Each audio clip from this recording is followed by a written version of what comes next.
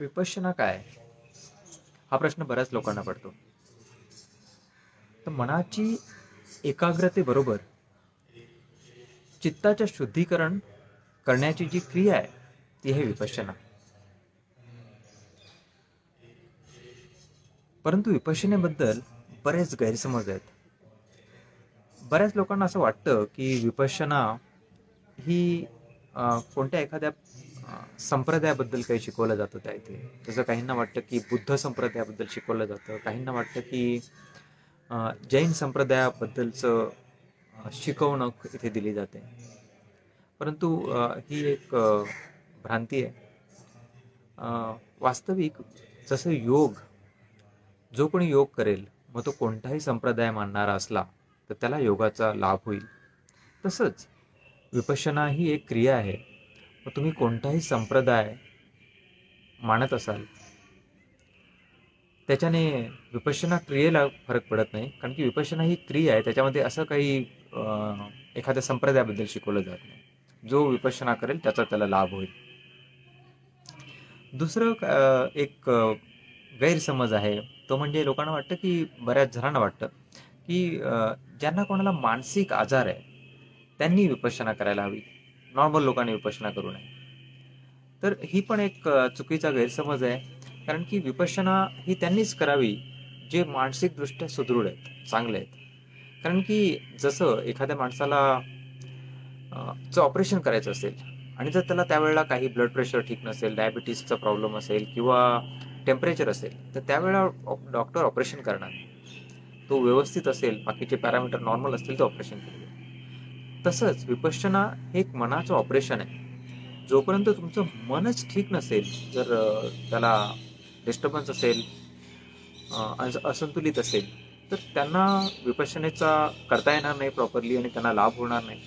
म्हणून त्याची ट्रीटमेंट झाल्यावर, चांगले औषधोपचार केल्यानंतर जर ते कंट्रोलमध्ये असेल मानसिक आजार, आणि औषधोपचाराने कंट्रोलमध्ये जरी असला आणि जर त्याने केलं तर औषधोपचार किंवा औषधं ज्या गोळ्या घेत आहेत त्याची सवय मोडण्यासाठी त्याचा निश्चितच फायदा होईल. परत काहींचं असं पण काही लोक विचारतात की एकदा तुम्ही केलं तर मग परत परत का करावं लागतं, म्हणजे ही इफेक्टिव्ह नाही आहे. तर त्याच्यासाठी मी तुम्हाला एक एक्झाम्पल देईन. जसं आपण एखादी जिम जॉईन केली आणि 6 महिने आपण जिमला जातोय, चांगली बॉडी धष्टपुष्ट, चांगली बॉडी स्ट्रॉंग केली, आणि नंतर आपण बिलकुल एक्सरसाइज केलीच नाही, तर आपली बॉडी तशी राहील का? व्यवस्थित नाही राहणार. रेग्युलर करायला लागेल. तसंच योग पण तुम्ही रेग्युलर केला नाही तर तुम्हाला त्याचा लाभ नाही होणार. तसंच विपश्यनाचं आहे.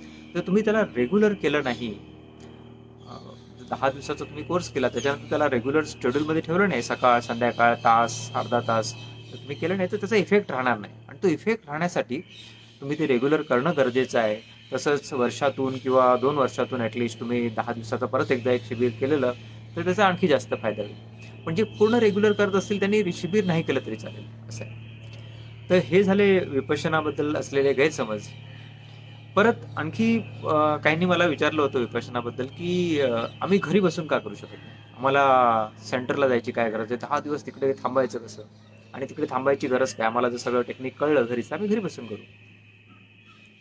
तर घरी बसून करायला डिफिकल्टी आहे. याचं एक प्रमुख कारण, जसं एखादी बिल्डिंग आपल्याला बांधायची असेल, बिल्डिंगचं बांधकाम करायचं असेल तर त्याचा पाया फाउंडेशन व्यवस्थित असणं गरजेचं आहे. जर फाउंडेशन व्यवस्थित नसेल तर वरची इमारत कितीही मोठी बांधली आणि किती व्यवस्थित बांधली तर ती टिकणार नाही. तर याच्यासाठी फाउंडेशन म्हणजे काय, विपश्यनेला फाउंडेशन असतं तुमचं जे 5 प्रमुख नियम आहेत, 5 शील म्हणतो आपण, शीलपालन, जसं आपण म्हणतो शीलवान मनुष्य म्हणतो. तर शील म्हणजे काय, तर जसं की तुम्ही विपश्यना म्हणते की ॲटलिस्ट विपश्यना तुम्ही जेव्हा शिकताय तेव्हा तुम्ही 5 शील जे आहेत प्रमुख त्यांचं पालन काटेकोरपणे व्हायला पाहिजे. तर कोणते 5 शील? एक आहे की तुम्ही खोटं बोलू नये. आता घरी आपलं आयुष्य जगत असताना आपण वेळोवेळी खोटं बोलतो आणि आपल्याला कळतही नाही आपण बऱ्याच वेळा खोटं बोलतो ते. त्यामुळे तिथे शीलाचा भंग होईल. दुसरं आहे की चोरी करू नये. तिसरं आहे की कोणाची हत्या करू नये, आणि कोणाच्या हत्येला आपण डायरेक्टली किंवा इनडायरेक्टली सुद्धा जबाबदार राहू नये. चौथा आहे की कसल्याही प्रकारचं सेक्शुअल मिसकंडक्ट आपण करू नये. 5वं शील आहे ते म्हणजे की कोणत्याही प्रकारचं नशा किंवा जे आपण म्हणतो की दारू असेल, टोबॅको असेल, अशा पदार्थांचं सेवन करू नये. तर हे जे 5 प्रमुख शील आहेत, हे घरी यांचं पालन करायला डिफिकल्टी जाते. आणि डिफिकल्टी म्हणण्यापेक्षा त्याचं पालन होत नाही. जर आपण शिबिरात आलो तर आपलं जे शिबिराचं जो टाइम टेबल आहे, सकाळी 4 वाजल्यापासून रात्री 9-9:30 वाजेपर्यंत आपण सतत बिझी असतो. जे ॲक्टिव्हिटीज आहेत त्याच्यामध्ये. त्याच्यामुळे आपण शील पालन ऑटोमॅटिक होऊन जातं. आपल्याला त्यासाठी विशेष काही एफर्ट्स घ्यावे लागत नाही. तिसरं आहे की पहिल्यांदा जेव्हा आपण हे विपश्यना करतो, तर तिचा खऱ्या अर्थाने लाभ होण्यासाठी तुम्ही ॲटलिस्ट 10 दिवस ती सातत्यपूर्ण कंटिन्यूअस केलं तर त्याचा इफेक्ट जाणवेल. आणि जोपर्यंत आपल्याला ते इफेक्ट जाणवत नाही, त्याचा फायदा पूर्णपणे कळणार नाही. आणि ज्याचा जर फायदा आपल्याला पूर्णपणे कळणार नाही, तर ती आपण करू आणि आपल्याला वाटेल की याचा उपयोग होत नाही आणि आपण सोडून देऊ. म्हणून ती 10 दिवस सातत्यपूर्ण कंटिन्यूअस करायला पाहिजे, जी घरी करणं पॉसिबल नाही आहे. तर शिबिरामध्ये 10 दिवस कंटिन्यूअस ही प्रोसेस होते आणि त्याच्यामुळे त्याचा पूर्ण लाभ मिळतो. आणि याच्यापासून फायदा काय? याच्यापासून फायदा एवढा प्रचंड आहे की म्हणजे तो शब्दात सांगणं डिफिकल्ट. आता जर एखाद्या गोष्टीचा स्वाद घेतला नसेल, कदाचित एखाद्याने कधी गुलाबजामुन एक्झाम्पल द्यायचं झालं तर गुलाबजामुन खाल्लं नसेल आणि एखाद्याने खाल्लं आणि त्याने त्याला एक्सप्लेन केलं, कितीही एक्सप्लेन केलं, बाबा गुलाबजामुन असं असतं, असं टेस्ट असते त्याची तशी, जोपर्यंत तू टेस्ट घेणार नाही तोपर्यंत त्याला खऱ्या अर्थाने त्याची टेस्ट कळणार नाही. म्हणून ह्या अनुभव घेण्याची गोष्ट आहे. जोपर्यंत तो अनुभव स्वतः घेत नाही माणूस, तर त्याचा किती लाभ होतो, किती फायदा होतो हे त्याला कळणार नाही. परंतु थोडक्यात जर मी सांगेन की जसं आपल्या मनावर एवढे ओझे घेऊन आपण फिरत असतो सतत आणि आपल्याला त्याची कल्पना सुद्धा नसते. आणि हे ओझे जेव्हा उतरतात विपश्यना केल्यानंतर, आपलं मन एकाग्र होऊन आपलं चित्त जेव्हा शुद्ध होतं, तेव्हा हे ओझं आपलं उतरतं मनावरचं. आणि तेव्हा जी शांती मिळते त्याची कल्पना करता येत नाही. मग ती शांती मिळाल्यावर ती शांती टिकवण्यासाठी आपण विपश्यना परत परत करतो. आणि मग कारण की तो शांती इन द सेन्स आनंद आहे. मग तो पैशाने किंवा कोणती पण गोष्ट प्राप्त झाल्यानंतर तो आनंद मिळू शकत नाही. तर ही अनुभव घेण्याची गोष्ट आहे. तर मला आशा आहे की तुम्हाला सगळ्यांना ॲटलिस्ट इच्छा होईल की तुम्ही विपश्यना करावी. एकदा तुम्ही 10 दिवस तुमच्या आयुष्यातले जरूर द्यावे, मी सगळ्यांना तुम्हाला विनंती करेन. आणि विपश्यना करण्याची प्रोसेससुद्धा खूपच सिंपल आहे. आपले S.N. गोयंका गुरुजींनी जी भारतामध्ये विपश्यना परत सुरू केली आणि इथे भारतभर त्याचे खूप ठिकाणी सेंटर्स आहेत, खूप ठिकाणी त्याचे विपश्यना शिकवली जाते. भारतातच नाही तर परदेशात सुद्धा खूप ठिकाणी आहे.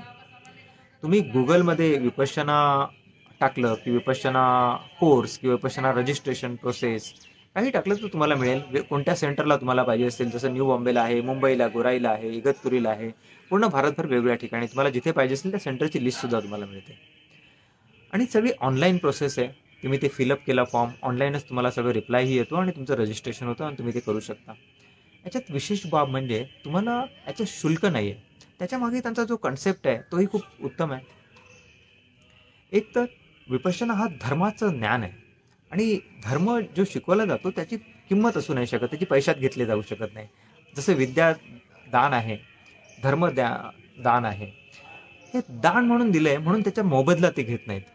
ऑफकोर्स तो कोर्स तुम्ही केला, 10 दिवस तुम्ही कंप्लीट केलं शिबिर आणि तुम्हाला त्याचा फायदा झाला, लाभ झाला, तुम्हाला वाटलं की बाबा हे खूप मला काहीतरी खूप विशेष गोष्ट मिळाली जी आयुष्यात मिळाली नव्हती आणि त्याच्याबद्दल तुम्हाला काहीतरी द्यावंसं वाटलं की नवीन कोणी जे येतील, जसं आपण कोणीतरी दान दिलेलं आहे त्याच्या जोरावर त्या पैशाच्या मधल्यात आपण हे करू शकलो आणि आपण जे काही दान देऊ त्याच्या मोबदल्यामध्ये दुसऱ्या कोणाला याचा फायदा घेता येईल अशी भावनेने जर तुम्हाला काही द्यावंसं वाटलं तर तुम्ही जरूर दान देऊ शकता.